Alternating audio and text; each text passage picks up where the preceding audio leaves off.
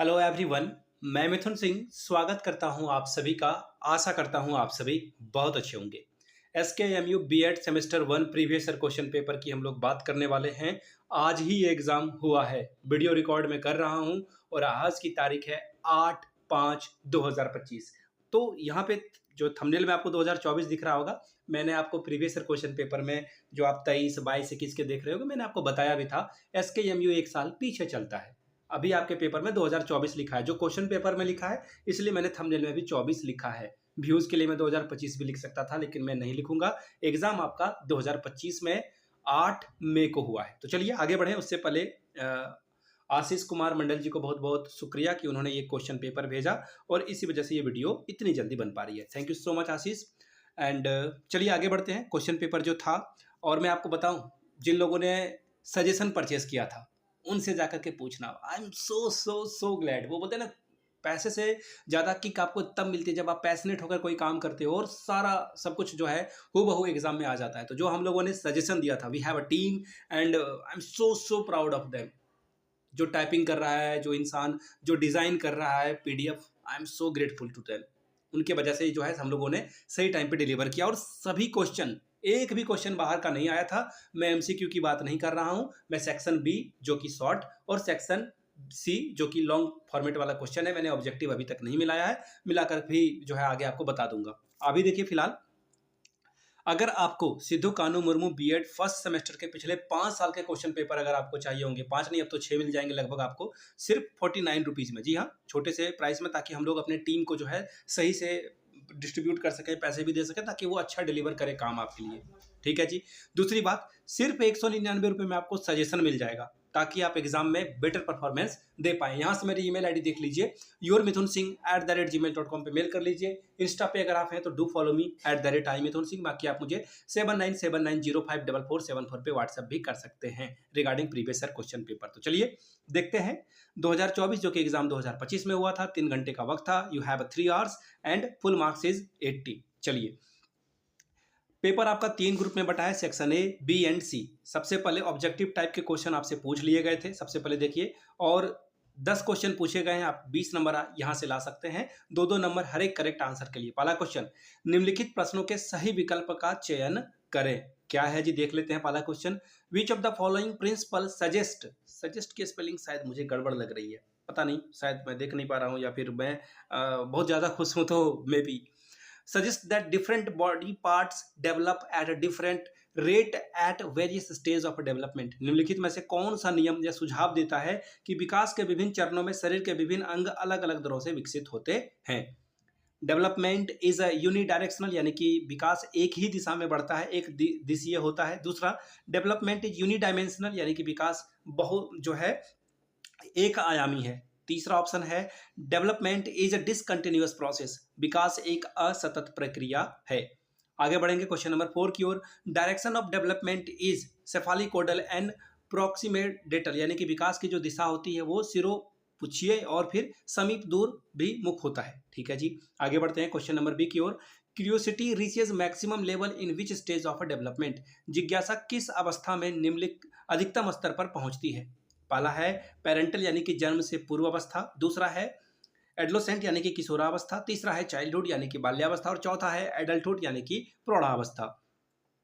अगले सवाल की ओर हम लोग बढ़ेंगे। Cognitive development among the result of, बच्चों में संज्ञानात्मक विकास परिणाम है किसका, केवल हेरिडिटी का, केवल इन्वायरमेंट का, या फिर interaction of heredity and environment, यानी कि अनुवांशिकता और वातावरण के अंतःक्रिया से होता है, या फिर ओनली इकोनॉमिकल फैक्टर, यानी कि केवल पैसे वाली बात यहाँ पर होती है।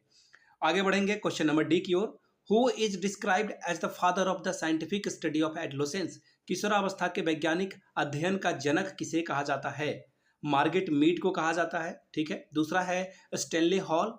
तीसरा है लेटा हॉलिंगवर्थ। और चौथा है अरस्तु, या फिर इंग्लिश वाले अरिस्टोटल पढ़ेंगे। Question number 5, which of the following is not a challenge faced by the adolescents, निम्नलिखित में से कौन सी चुनौती किशोरों के सामने सबसे बड़ी चुनौती नहीं है। नॉट वाले क्वेश्चन CTET में अभी आपको मिलेगा और इसको ध्यान में रखिएगा। पहला है डिलिक्वेंसी, यानी कि अपराध करना। दूसरा है सब्सटेंस एब्यूज, यानी कि मादक द्रव्यों का सेवन करना, सस्ते नशे करना। ईटिंग डिसऑर्डर, खाने संबंधी विकार होना। या फिर इनसिक्योरिटी एंड द डिपेंडेंसी, असुरक्षा और निर्भरता।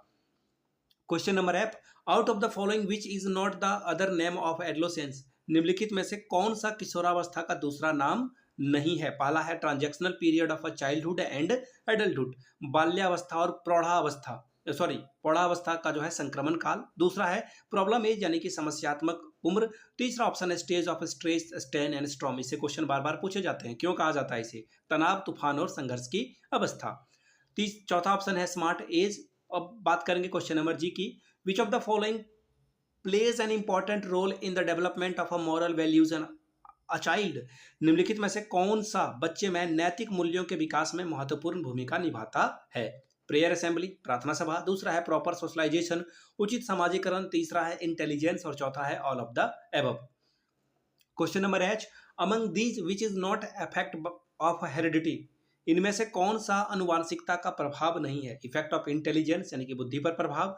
दूसरा है इफेक्ट ऑफ कैरेक्टर, चरित्र पर प्रभाव। तीसरा है इफेक्ट ऑन पर्सनैलिटी, व्यक्तित्व पर प्रभाव। और चौथा है नन ऑफ दीज यानी कि इनमें से कोई नहीं।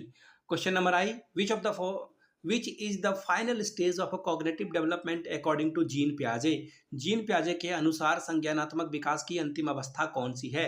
सेंसरी मोटर स्टेज यानी कि संवेदी गामक अवस्था। दूसरा है फॉर्मल ऑपरेशनल स्टेज, औपचारिक संक्रियावस्था। और तीसरा है कॉन्क्रीट ऑपरेशनल स्टेज, मूर्त संक्रियावस्था। चौथा है प्री ऑपरेशनल स्टेज यानी कि पूर्व संक्रियावस्था। Question number J, who suggested six stages of moral development, नैतिक विकास के 6 चरण किसके द्वारा बताए गए थे? कोहलबर्ग याद आ रहा है आप लोगों को? देखिए पहला ऑप्शन क्या है, जीन पियाजे। दूसरा है विलियम वर्थ। तीसरा है लॉरेंस कोहलबर्ग। और चौथा है जेम्स एस रो। देखिए मैंने आपको सभी एमसीक्यू के बारे में बता दिया। अगर आपको एमसीक्यू जो कि पिछले 6-7 साल जो है विनोबा भावे, बीबीएमकेयू, एसकेएमयू, फिलहाल तो मैं एसकेएमयू के लिए एक अलग से वीडियो बनाऊंगा और फिर सभी यूनिवर्सिटी में जो 100 क्वेश्चन पूछे गए हैं उसके लिए वीडियो बनाऊंगा। अगर आपको एमसीक्यू वाला वीडियो चाहिए तो नीचे एमसीक्यू कमेंट कर दीजिएगा, ठीक है? 100 कमेंट होगा तो वीडियो फटाफट बन जाएगी। सेक्शन बी की ओर हम लोग बढ़ेंगे। शॉर्ट आंसर टाइप क्वेश्चन जो पूछे गए थे 4 सवाल, और आपको 5-5 यानी कि 20 नंबर यहाँ से मिलता। ठीक है जी, क्या क्या पूछा गया था देख लेते हैं। पहला सवाल, explain the difference between growth and development, वृद्धि और विकास में अंतर स्पष्ट कीजिए। तीसरा क्वेश्चन है discuss briefly the relationship between heredity and environment, यानी कि अनुवांशिकता और वातावरण के बीच परस्पर संबंध की संक्षेप में विवेचना कीजिए। Question number 4, describe the role of a teacher in moral development of a children, बच्चों के नैतिक विकास में शिक्षक की भूमिका का वर्णन कीजिए। Question number 5, explain how media या फिर इंटरनेट और मोबाइल अफेक्ट द एडोलेसेंट, किशोरावस्था को मीडिया, इंटरनेट और मोबाइल कैसे प्रभावित करता है इसके बारे में बताना था। क्वेश्चन नंबर 6, 2 में ही केवल आपको जो है शॉर्ट में आंसर करना था। सेल्फ रिकग्निशन यानी कि आत्म पहचान, और दूसरा है सेल्फ स्टीम यानी कि आत्मसम्मान। तीसरा ऑप्शन है सेल्फ कॉन्सेप्ट यानी कि आत्म संकल्पना। ठीक है, मैं कहाँ आ गया, वेट अ मिनट, ये क्या हो रहा है? शायद ये गड़बड़ हो रहा है, वेट, ये पेपर शायद 2 बार आ गया है। ओके ओके ओके, कुछ तो गड़बड़ी हुई है, 1 मिनट में सॉर्ट आउट कर लेता हूँ। ये क्वेश्चन नंबर 6 था, एंड शायद क्वेश्चन नंबर 7 यहाँ पर है। ठीक है, कोई गड़बड़ी नहीं हुई है, शायद यहाँ पे कुछ गड़बड़ी हुई है। ठीक है, सेक्शन सी की ओर हम लोग बढ़ते हैं। शायद पेपर में कुछ तो गड़बड़ी हो गई, आई डोंट नो क्या हुआ है। सेक्शन सी की ओर बढ़ेंगे। लॉन्ग आंसर टाइप के क्वेश्चन, 4 सवालों के जवाब, और 10-10 40 नंबर आप यहाँ से ला सकते हैं। पहला सवाल, define growth and development and discuss the various stages of development, वृद्धि और विकास को परिभाषित करें और विकास के विभिन्न चरणों की विवेचना कीजिए। ठीक है जी। Question number 8, explain the mechanism of heredity and its effect on development, वंशानुक्रम की क्रियाविधि और इसके विकास पर जो प्रभाव पड़ते हैं उसके बारे में बतावें। Question number 9, discuss the impact of poverty and globalisation on a childhood development, बाल्यावस्था के विकास पर गरीबी और वैश्वीकरण के प्रभावों की विवेचना करें। Question number 10, what do you understand by socialisation, explain the role of schooling in the socialisation of a child, समाजीकरण से आप क्या समझते हैं, बालक के समाजीकरण में विद्यालयकरण की भूमिका को समझावें। Question number 11, define adolescence and discuss the recent issue related to adolescent development, यानी कि किशोरावस्था को परिभाषित करें और किशोरावस्था विकास से संबंधित हालिया मुद्दे की विवेचना कीजिए। Question number 12, explain how does Carol Gilligan's theory of moral development differ from the Kohlberg's theory, Carol Gilligan के नैतिक विकास का सिद्धांत कोहलबर्ग के सिद्धांत से कैसे भिन्न है, अलग है, व्याख्या करिए। तो ये था Sido Kanhu Murmu BEd first semester 2025 का क्वेश्चन पेपर। भले ही पेपर में 24 लिखा है, एग्जाम आपका 25 में कंडक्ट कराया गया था। और आगे बढ़ें या फिर वीडियो को अंत करें उससे पहले मैं बता दूं, 49 रुपीज़ में आपको पिछले 5-6 साल के क्वेश्चन पेपर मिल जाएंगे। अलग यूनिवर्सिटी की पेपर चाहिए ताकि आप एमसीक्यू पढ़ पाएं, वो भी आपको इसी पैसे में अवेलेबल करा दिया जाएगा। पहली बात। दूसरी बात, 199 रुपये में आपको मेरा सजेशन मिलेगा जो कि एग्जाम के पॉइंट ऑफ व्यू से इंपॉर्टेंट क्वेश्चन है। आप इसे ले सकते हैं, पढ़ सकते हैं, प्रैक्टिस कर सकते हैं। एग्जाम में यहीं से प्रश्न पूछे जाते हैं। इस बार जो जिन स्टूडेंट ने लिया था उनको पता है। बाकी यहाँ से ईमेल आईडी देख लीजिए, yourmithunsingh@gmail.com पे मेल कर लीजिए। इंस्टा पे है तो डू फॉलो मी @imithunsingh। बाकी 7979054474 पे आप मुझे व्हाट्सअप भी कर सकते हैं। वीडियो को आपने यहाँ तक देखा, समझा, परखा और प्यार दिया, इसके लिए आप सभी का बहुत बहुत शुक्रिया। इस वीडियो को अपने कॉलेज वाले व्हाट्सअप या फिर टेलीग्राम वाले ग्रुप में साझा करें, शेयर करें, अपने फैमिली तक, फ्रेंड्स तक जो बीएड कर रहे हैं उन तक पहुँचाएं वीडियो को। हम लोग जल्द से जल्द इस वीडियो को, चैनल को 5000 सब्सक्राइबर का बेस बनाना चाहते हैं और प्लीज़ आप सपोर्ट करें। मेरा बच्चा भी उठ गया। Thank you so much for watching this video. Have a good day.